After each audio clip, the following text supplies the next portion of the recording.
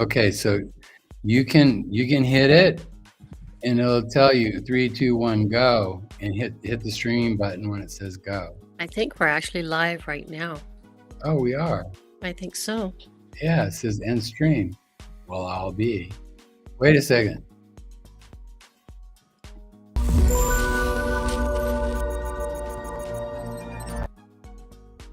All right, I feel good now because we worked on that. We needed to at least have that experience.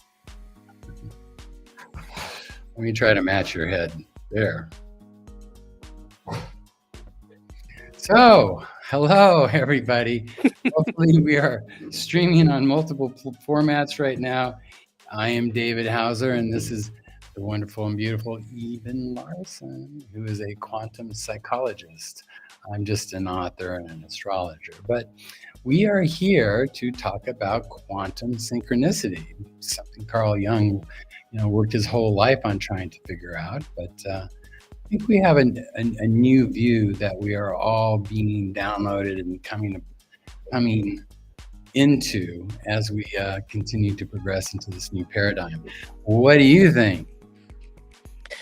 Well, I think that indeed there are many shifts going on, as we can all feel and sense, specifically since 2012, and even more so the last 4 years. I think there's really been incremental but very palpable shifts for all of us, and many new choices to make that we weren't aware of before, which to me signifies that indeed the quantum field is showing itself to us even more so. And we now have the opportunity to basically grow into that consciousness more. So the strings are getting resonance. Indeed. I really feel that we are all feeling that heartfelt resonance across the planet, and just are like me going, how come I feel like this? How come I don't want to hurt a living creature?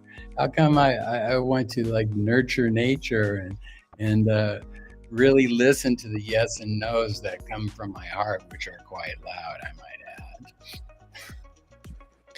Yeah, and I think that we're really experiencing more so than ever this dichotomy between the very stark yeses and the nos, the very stark black and white, almost antagonistic feelings that we have, and at the same time this beautiful sense of oneness that we can also dip into. And it's for some of us, I believe, at least for me, it feels like the two are very present at the same time. It feels like we really are here now, where we have the opportunity to embrace this humanness that we are, that is rooted in the binary, which is this frequency field that we've been in for very, very long. And at the same time, the timelines are collapsing. I would say the veils between the timelines, the frequencies, the dimensions, the fields, the universes that we are in and out of, or collectively in all the time, actually, those veils are thinning. And so we can feel all of the different timelines much more vividly now than I think we ever could. And therefore, it can be a little confusing for certain people. Why am I feeling on one hand this tendency for unification and connection, really this deep connection? At the same time, there are so many energetics that we realize that we do not want to entertain or participate with anymore. It's that old programming. It's like we've run that program so many times. It actually gives us that the mirror side, the dual view, where the other side of that, which is our compassionate nature, is like going, hey, wait a minute, I don't feel like I need to do that anymore. Matter of fact, I'm going to start loving those things that used to make me so stressed out. I wanted to blow my mind. So, and the universe is supporting that through the transits. I mean, Uranus is retrograde now. What's that all about? You know, Neptune and the moon, the new moon in September, the Mars squares Neptune, Mercury squares Uranus, Sun opposed Saturn, Mercury sextiles Mars today. You know, it's not doomsday. It's not this dualistic kaleidoscope of oh my God, duck and cover. It really is us being aware that the universe is present and speaking to us, and that we have the opportunity to feel that and resonate with it. Yeah, and I think the universe is always there to make us aware. I think that we are now waking up even more so. I think we're being prompted, we're being probed, we're being pushed, sometimes not so gently, into to really feeling those different frequencies, those different vibrations, and then dealing with this again dichotomy between this either or feeling that we're sitting with, and at the same time this and feeling, because both of them exist at the same time, and navigating that is really interesting. How can we indeed embrace all of those different levels of self? That is indeed, according to me, dancing with the quantum field, because wherever we put the focus is where our reality will be. You know, that's a really good point. It's where we put the focus. We have been so herded into a focus for so many hundreds of years that I really sense this liberating experience that we're all starting to breathe in, that really says it's okay for us to see outside the box, and for us to see all those quantum choices that are available for our awareness to inhabit, and really start to make not only a personal difference, but a difference for everything around us. Yeah, I think this with Uranus, in Taurus, definitely is kicking up a lot of dust around the old paradigm, which indeed is trying to be very rooted in the binary, in the separation, and we can indeed feel more and more this tendency towards unification. If I know now, I can feel in my entire being that if I hurt an ant, I'm actually hurting myself. Um, this unified field is becoming very, very palpable to some of us, and yet we are also experiencing this incredible push for separation from the human race at this moment. So these contrasts, I think, are really much like the contractions before birth, right? We're contracting and expanding, contracting and expanding, contracting and expanding, which we are every time we breathe in and out, by the way. All of this is just becoming much, much more palpable and much more evident. And this is calling for our sovereignty. It's calling for us to, again, with Pluto back in Capricorn for a minute here, it really is calling for us to be adulting a little bit more, but not in the old the old sense, sorry, of adulting, which would be more of a authoritarian principle, but really dipping into the wisdom, into the nobility, into the collective sense and the unified field of that wisdom specifically, versus the authority system that we're also being faced with right now. You know, and through that birthing process, which really reminds me of the eclipse that we're going to have on the 17th in Pisces, there's going to be pain.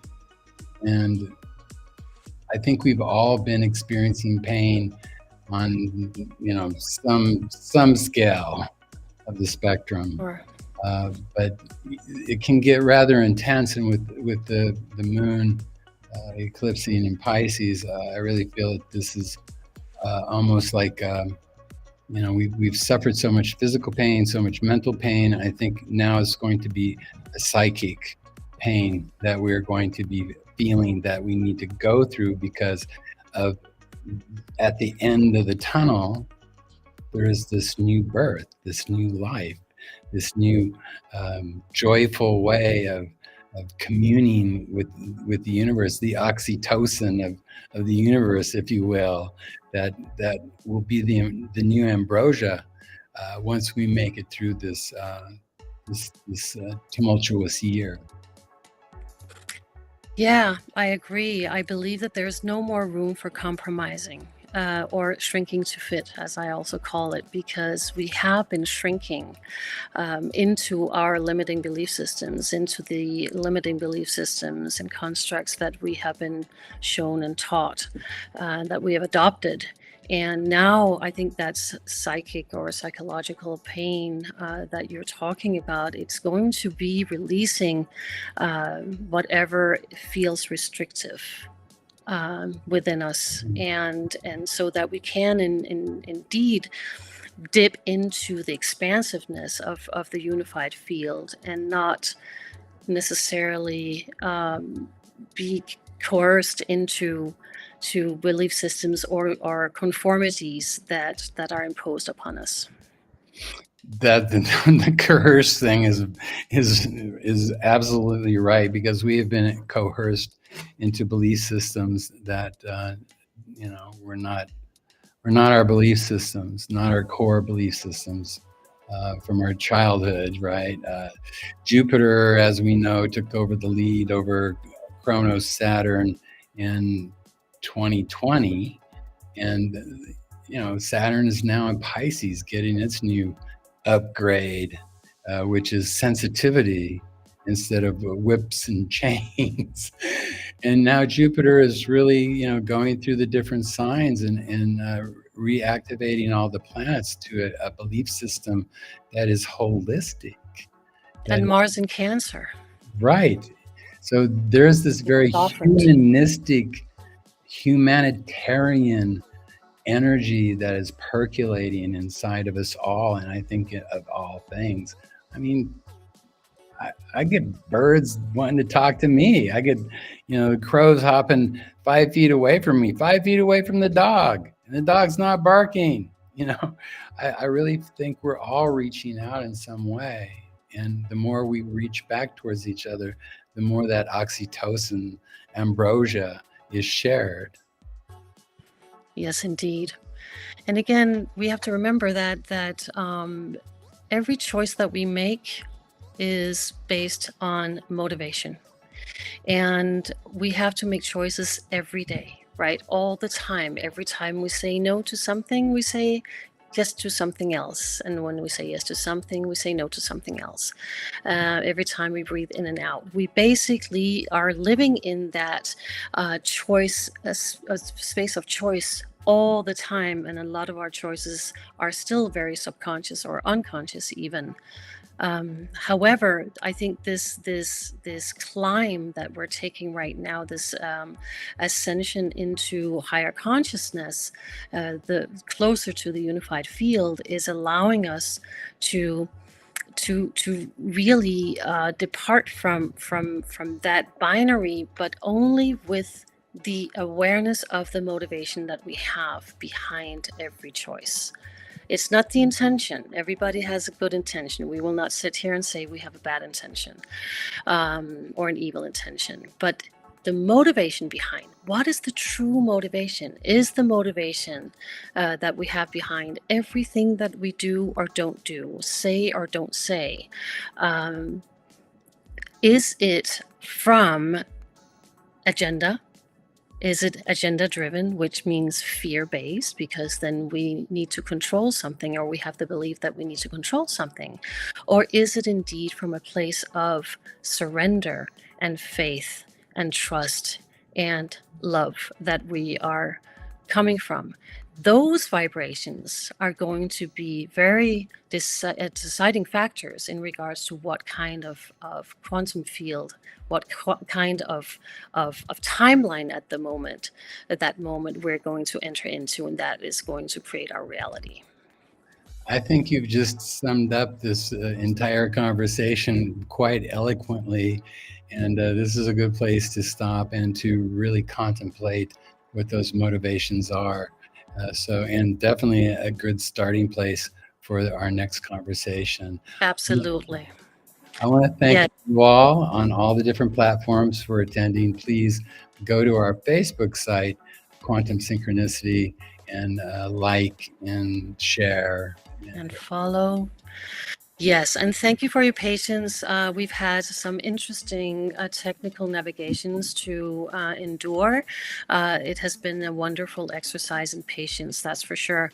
Lots of laughter as well.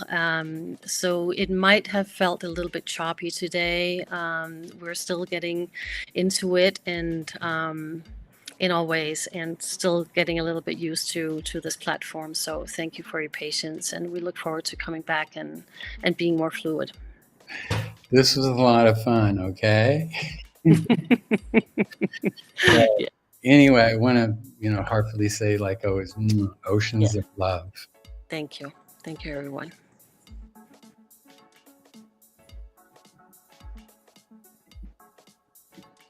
You have to end it.